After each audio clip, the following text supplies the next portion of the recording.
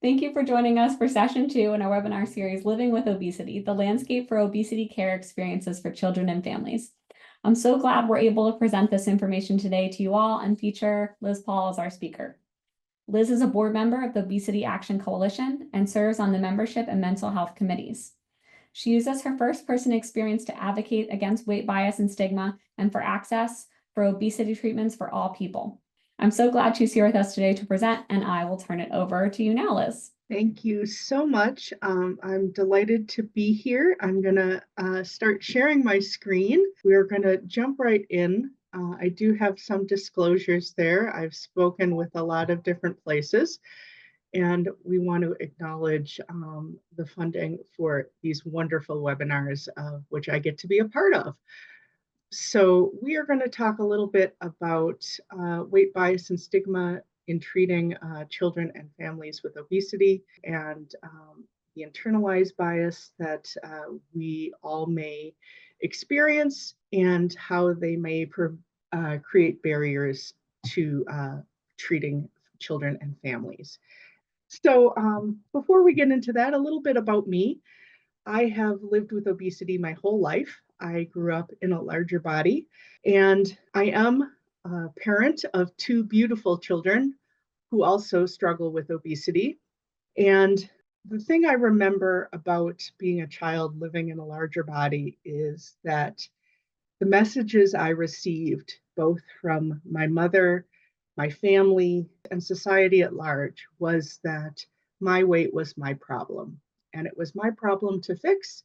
And it was my problem that somehow I had created. And not only that, somehow I was the problem.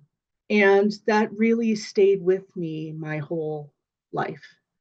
And it wasn't until much, much later in life that I realized that obesity is a disease.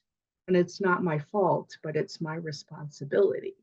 And that is a different message, because if it's my responsibility, I'm allowed to ask for help and use tools and treatments available to me.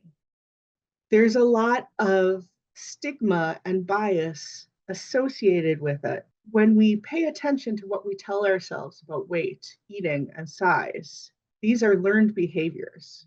We aren't born with those opinions about our bodies. And internalized bias and stigma, they can lead to our negative self-worth, and they can cause us to stigmatize others. And they can prevent us from seeking care and support because we may feel as we don't deserve it. And I include this because regardless of our size, internalized weight bias is something we can have. They can lead to very serious mental and physical health outcomes.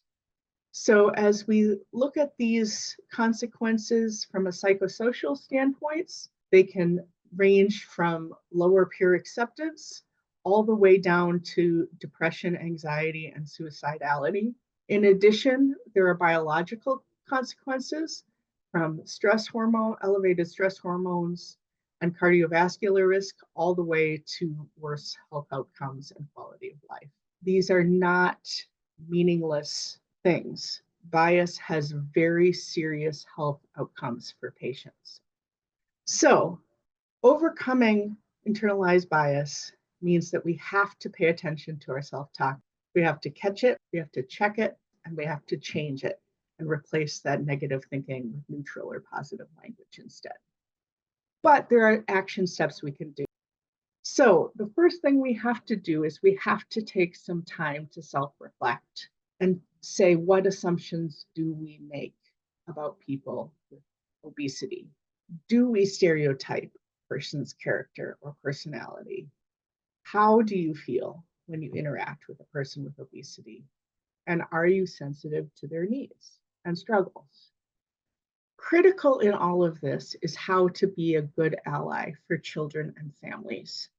And I use the word ally because you really are needed to be a partner for children and families. Each patient is going to be in a different place mentally and physically when it comes to their treatment. So shared decision making is always going to be key for trust in this situation. Not every patient is going to be ready to jump in to treatment, and forcing an issue isn't going to get them there any faster. We have to seek to eliminate covert bias in clinical settings. Do you actively listen to children and families and the language they use around their weight and their body? We need to share realities of obesity as a disease in age appropriate ways and share that it is not a lack of willpower or a moral failing. And we need to try to not make the focus of their visit on weight, which is a symptom of obesity, but on health. And that may mean that weigh-ins are not always clinically necessary. We need to help patients set realistic goals and celebrate their wins, including non-scale victories. And we need to recognize that obesity doesn't live in a vacuum, and compassionate care and support of neurodiversities, mental illnesses, and other concerns may take a top priority. Here I want to tell you just a brief story about my son. Now, before I knew obesity was a disease, I did not realize me being told obesity was my problem to fix was wrong. I thought that was normal because it was my problem to fix, I believed. When my son was 12, we went to the doctor. Keep in mind, this was during COVID. Now, my 12-year-old was depressed. He was doing school from home and he was struggling to get his work done because of his neurodiversity. And his pediatrician at the time only wanted to talk about his weight. And it was a very stigmatizing visit for us. He looked him up and said, you know, if we look at your chart and if you gain as much weight as you did this year, you're going to be 500 pounds when you graduate high school. And that was the last thing he needed to hear. So I encourage you to remember that while obesity is a serious problem and we need to address it in children early and often, it does not mean it has to be the top priority all the time. The other thing I encourage you to remember is that for kids who have neurodiversities, there are going to be food sensitivities and other issues. So working with dietitians who know about food sensitivities and neurodiversities are going to be highly important. It's also important as we talk about things to be a good ally for parents. Parents are coming at this too with a lot of shame and blame. They blame themselves for their children's health. So please be a good ally for parents. Don't blame them for their own obesity or for their children's obesity. Please ask lots of questions and acknowledge that they're the expert when it comes to their child. And take the time to explain the realities of obesity as a disease. And please ask what treatment options are financially feasible. It's important as we know to know the landscape of obesity treatments for children and youth. It is ever changing, as we know. Intensive behavioral and lifestyle treatment and family health healthy weight programs are great options for many kids to start addressing obesity. It's always a good place to start. And finally, I encourage you to know what you don't know. So make sure you ask for help if you think you have a child that may benefit from obesity specialists, so you can get them additional support and knowledge of potential treatments when needed.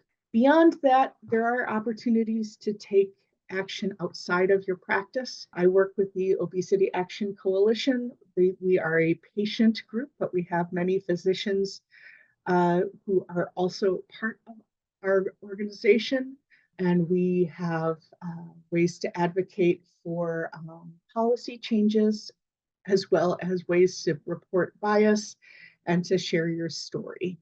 Bottom line is bias-free care must become the standard for patients and families living with obesity. So we don't want children and families to manage this alone. People need access to affordable tools and treatment. We want to be able to provide that without shame and blame in a bias-free way.